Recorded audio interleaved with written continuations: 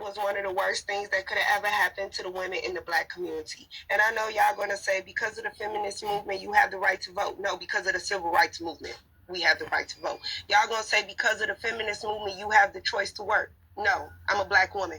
I never had the choice to work. We were brought over here to work. There's never been a time in American history since they brought my Black enslaved ancestors over.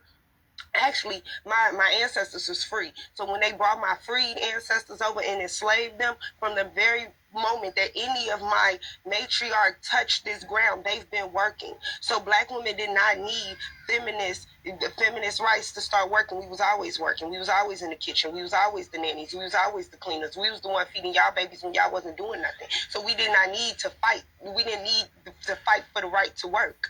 Where was Rosa Parks coming back from? Work. Black women could always work. They had never allowed us to stay home with our kids. They, even when we was in the home with our kids, they made us take care of their kids. They never allowed Black women that grace. Okay? Nothing the feminist movement, nothing feminist rights movement did helped the women in the Black community, because white women were fighting a different fight than us. White women were oppressed by the same people as us, but a lot of the rights that white women was fighting for already was coming in the civil rights movement. Half of our party left to join the feminine rights movement when those feminists turned on those Black women, and they realized they were probably worse off with them than just staying in the civil rights movement, which was already fighting for our rights. The feminist movement did not in particular do nothing for women that the civil rights movement already wasn't doing for women.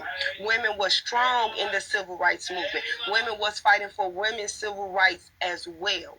One of the biggest ways we up in our history was leaving our Black men in the civil rights movement to join up with women in their feminist movement when we weren't even going through the same those girls was going through anyway. We've never even had their lifestyle since we've been in America.